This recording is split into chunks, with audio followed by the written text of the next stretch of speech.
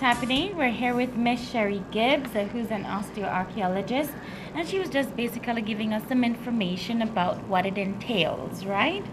So, And Nats, you have something to add?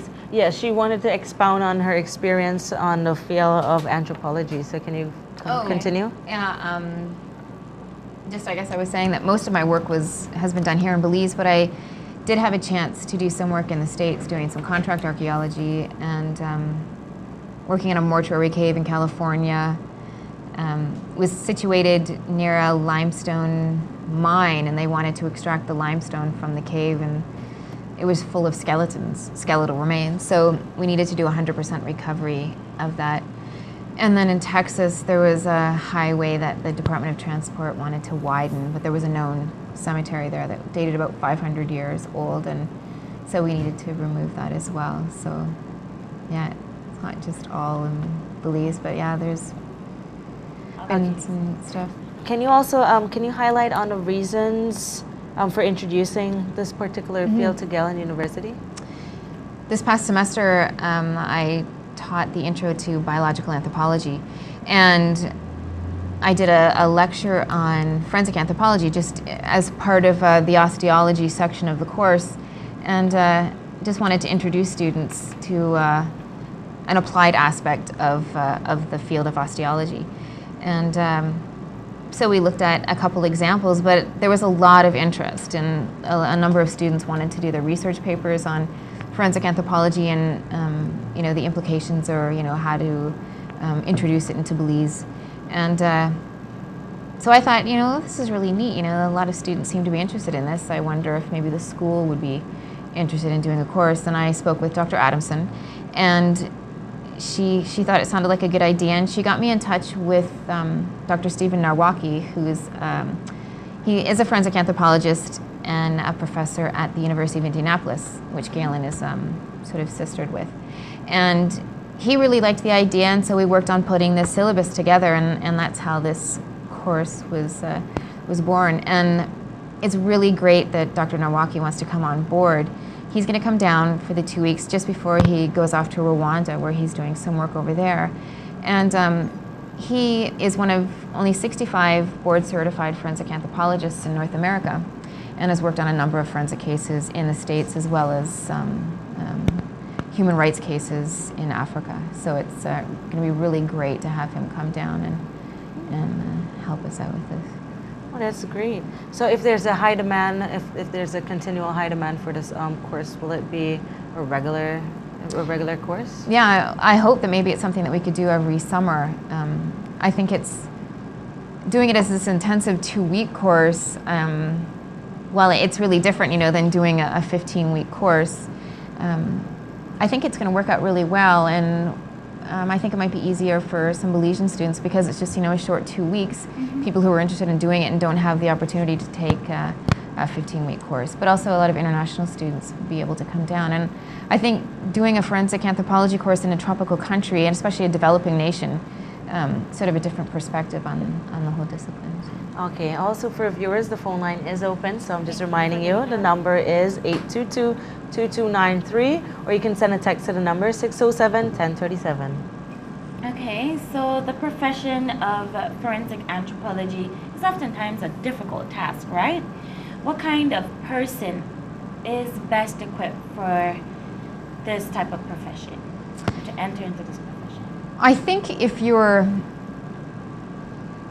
really interested in the human skeleton and anthropology, learning about human variation and archaeology, because really for the most part, forensic anthropologists are physical anthropologists. They're usually trained in osteology, and from there they become forensic anthropologists. But I think, like anybody who wants to maybe become a doctor or a nurse or a dentist, they have to be really interested in the subject. And I think, once they can get past, the skeleton and, holding, real human bone, you don't very often deal with decomposition or, decaying, soft tissue. Once in a while, sometimes you might have a skeleton that's got some soft tissue still adhering, or maybe some brain still in the brain case. But for the most part, it's the skeleton. So if you can get past that you're holding a I human think at bone. school, if you're doing science and you have to dissect rats and what have you, you'd know from then on if, this is the type of profession that you want to get into. Because I know when I used to dissect rats, I was always... I used to find it interesting. I I used to find it real interesting. Yeah, I couldn't stomach it. And I'm just thinking about dissecting a human. A big bullfrog or- and just cut it up. But you really wouldn't have to do that. I think it's more the fact that you're dealing with human bones. yeah. Maybe dissecting, Dissecting, an animal I might think be what- different. what- You're a little bit removed, but once you realize that this used to be a person who was walking around and Also, you know. no, I think it would be a little bit more, you'd be more squeamish since it's in the rat or the bullfrog is alive, but the human is already dead, so I don't think I don't know. I just can't deal with. the person's dead. They're not feeling anything anymore. So I could cook chicken and what have you, but I can't deal with humans and corpse. I and think, maybe stench Dr. and whatever. Stratabrand, he would deal more with the autopsy Yeah. end of things. Sometimes forensic anthropologists would be brought in if the body hasn't skeletonized, it's still, there's still soft tissue on it. Yeah. Sometimes you might find maybe stab wounds or some kind of trauma on the body, but if the body is starting to decompose and you can't maybe tell what the weapon was or what actually happened, a forensic anthropologist will come in and remove the soft tissue from that area and look at the bone. And if a stab wound or a cut mark went in and marked the bone, then a forensic anthropologist can try to figure out, maybe what the weapon was. Was it a knife? Was it a machete? Was it I wouldn't be able to axe? deal with the stench.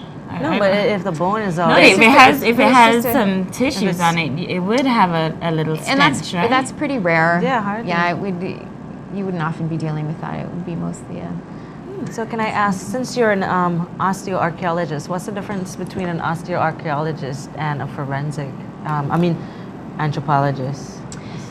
The forensic anthropologist is really just someone who is using their knowledge. You can be an osteoarchaeologist, you can be an osteologist, you can be a forensic anthropologist, a biological anthropologist, and also, have a different hat and be a forensic anthropologist. It's just within the legal context. So, if the police department calls you, asks you to come and analyze. So it's overlapping.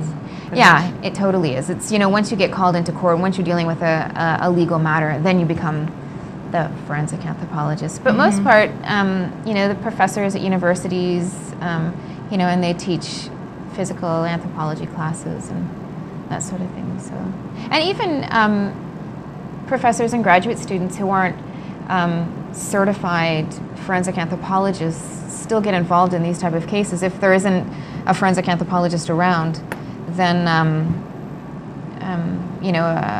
someone who's qualified in the skeleton can be called in to assist the police, and also with mass disasters, human rights cases, war crimes. So when there's mass graves, friends who've worked in Croatia, excavating the mass graves from there and trying to analyze the individuals, they're graduate students. A lot of organizations, nonprofit organizations like Doctors Without Borders, will oftentimes bring in someone who's qualified, like a forensic anthropologist or an osteologist, to assist them. So it's just sort of a term that's used, with legal matters, and someone who's sort of helping out, just like a forensic dentist. They're a dentist, but then they become a forensic dentist when they're dealing with the police. Okay. Well, when we return, we're gonna ask Miss Gibbs to just show us, with using the skeleton, how we could identify certain details about a person. Okay, whether the person was disabled, or if it's a man, or if it's a female, stuff like that. We'll probably get into some photos as well. Yeah, get into photos too. Oh yes, we got photos. We'll be right back after the break. Get digital.